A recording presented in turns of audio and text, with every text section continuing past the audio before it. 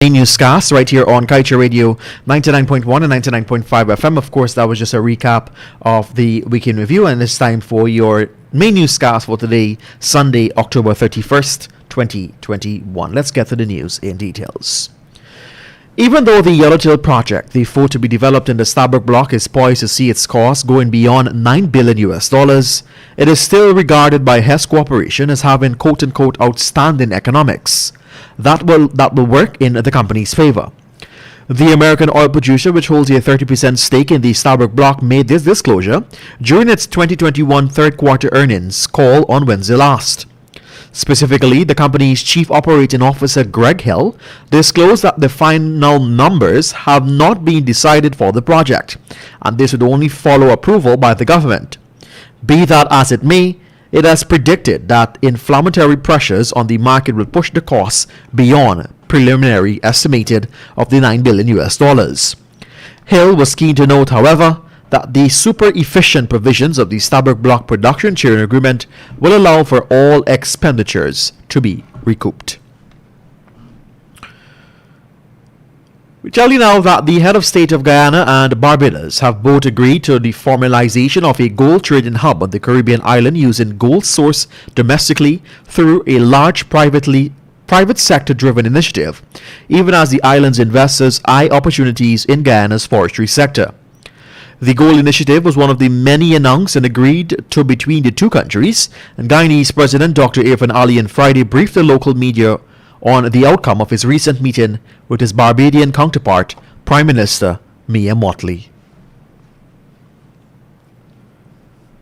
Over 150 Guyanese have documented their concerns about climate change in a letter to President Irfan Ali ahead of Guyana's participation in the UN Climate Change Conference of the Parties, COP26.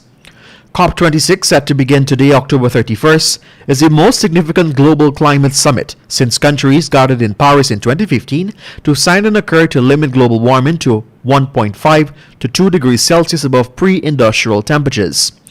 The 196 governments participating in this year's summit are expected to formalize a new round of commitments to dial back greenhouse gas emission in an effort to limit the extreme weather currently around countries around the globe. And COP26 opened today in Glasgow, Scotland, with Secretary General Antonio Guterres using the opportunity on the eve of the premier global climate change confab to scold particularly those in the developed world in addition to private business with regards their failed commitments over the years. Guterres, in the last-minute appeal via a public missive yesterday, said bluntly the time has passed for diplomatic necessities. According to the UN Secretary General, if governments, especially G20 governments, do not stand up and lead the effort, we are headed for terrible human suffering. He was adamant all countries need to realize that the odd carbon burning model of development is a death sentence for their economies and our planet. You're listening to us on Kaieteur Radio 99.1 and 99.5 FM, and this is your news this morning on Kaieteur Radio for October 31, 2020. A handyman is slowly recovering from second and third degree burns to his body after he was allegedly set on fire by his boss some 6 months ago. The handyman, 43-year-old Darren Allen, was reportedly dosed with gasoline and set alight close to 23 hours on Tuesday, April 21 last, close to his workplace, a wash bay and a tire shop located in the capital city. According to Darren's father, Brian Allen, his son was set on fire by the man who manages the wash bay. The suspect was arrested 2 weeks ago and had since been released on station bail as police continue to investigate the matter.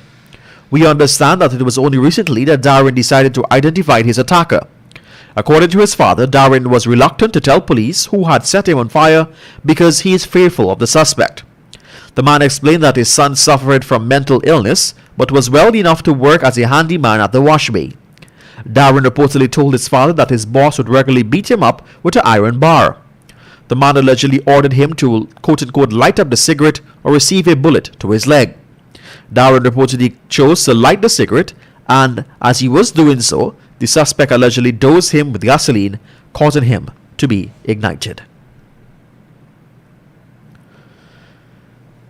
As we aim towards sustainable development in the wake of climate change, it is imperative that we build to last and we prioritize in areas that positively affect competitiveness, since inefficient access to some of the nation's abundant resources reduce business competitiveness domestically. As such, Better Built or Built to Last is competent to sustainable development, since we are facing changing weather patterns that destroy bridges and roads. To this end, repairs to damaged infrastructure can be avoided if built properly from the start. Those were among the calls made on Friday last by President of the Guyana Manufacturers and Services Association, Rafiq Khan, during the entity's annual business luncheon venued at the Guyana Pegasus Hotel. Expanding on the issues of competitiveness domestically, Khan told those in attendance, competitiveness is untimely, the key factor that affects growth of industries. To this end, he argued from farm to market, forest to mill, the cost of transportation for goods are as such, or even more than 50% of the value.